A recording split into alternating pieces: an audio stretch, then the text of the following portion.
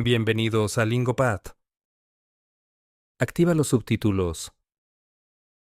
Sombras en Quebec. Capítulo 1. El exilio de un hombre roto. Michael Caine solía ser alguien importante. Como detective en Toronto, había resuelto casos que los demás consideraban imposibles. Pero el éxito tenía un costo, y a Michael le costó todo. Primero fue su matrimonio, luego su reputación, y finalmente su trabajo. El alcohol llenó los vacíos que dejó su vida desmoronada, y en menos de 5 años pasó de ser un héroe local a un hombre roto que vivía entre botellas vacías y habitaciones de hotel baratas.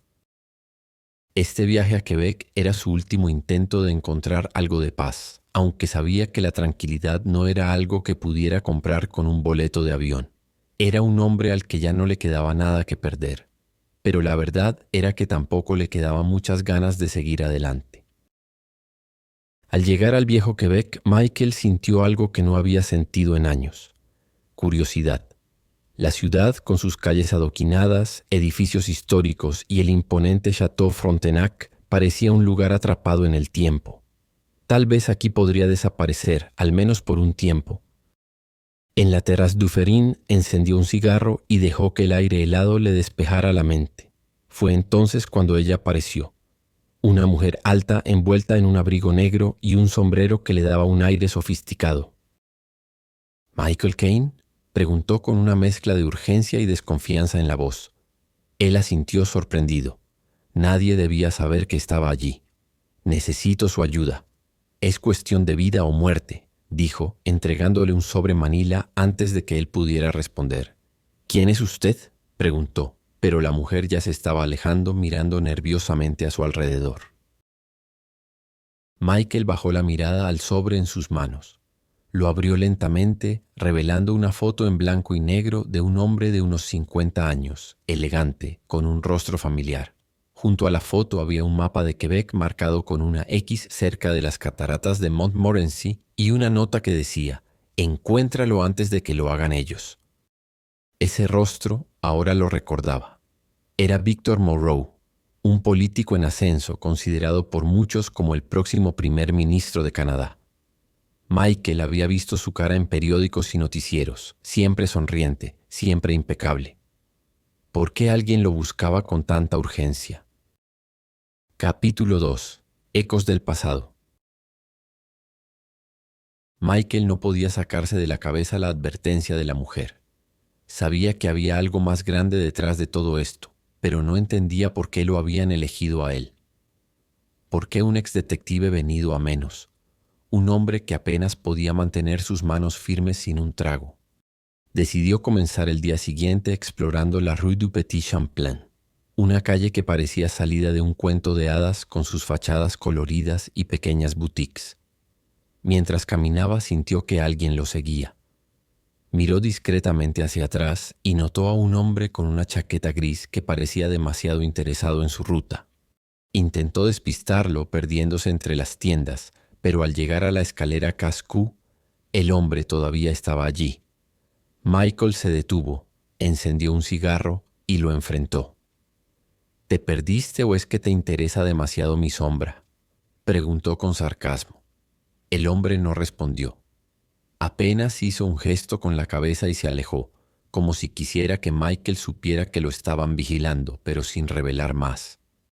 Esa tarde, en la Place Royale, Michael se encontró con la mujer del sombrero negro una vez más. Estaba parada cerca de una estatua, como si lo hubiera estado esperando. «¿Qué está pasando aquí? ¿Por qué me diste esto?», le preguntó mostrándole el sobre. «No puedo decir mucho. Solo sé que Moreau no es quien parece ser. Si esos documentos caen en las manos equivocadas, no habrá forma de detenerlo». «¿Qué tipo de documentos?», insistió Michael, pero antes de que ella pudiera responder, 2 hombres se acercaron rápidamente. «¡Corre!», le gritó la mujer. Michael no necesitó más explicación. Los 2 corrieron por las calles adoquinadas, esquivando turistas y tratando de perder a los hombres que los seguían. Finalmente, llegaron a un callejón estrecho en la calle Sauce-le-Cap, donde lograron esconderse. «Esto es más grande de lo que piensas, Caine. Si encuentras la caja en las cataratas, sabrás la verdad», dijo ella antes de desaparecer una vez más. Capítulo 3. La conspiración bajo el agua. A la mañana siguiente, Michael siguió el mapa hasta las cataratas de Montmorency.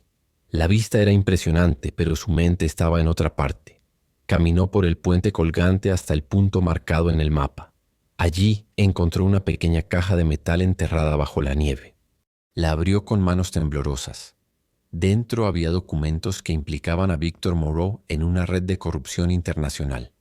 Sobornos, tráfico de influencias, incluso posibles conexiones con organizaciones criminales. Pero lo más impactante era una lista de nombres, personas que habían desaparecido o muerto en circunstancias sospechosas, todas relacionadas con Moreau. Antes de que pudiera procesar todo, escuchó pasos detrás de él. 2 hombres armados se acercaban rápidamente. Michael corrió hacia el bosque cercano, usando los árboles como cobertura. Logró escapar, pero sabía que esto no había terminado. Esa noche cenó en Panache Mobile, un camión de comida en la isla de Orleans. El lugar estaba lleno de vida, pero él no podía relajarse.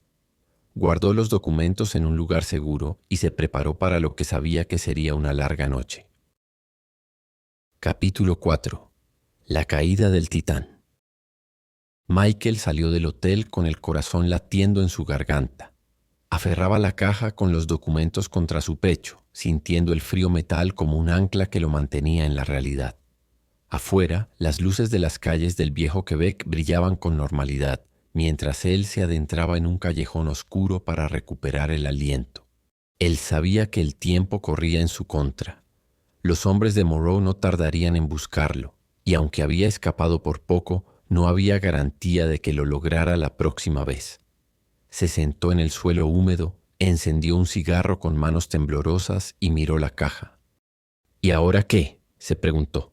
El contenido de esos documentos podía cambiar el curso de la política canadiense, destruir a Moreau y su red de corrupción.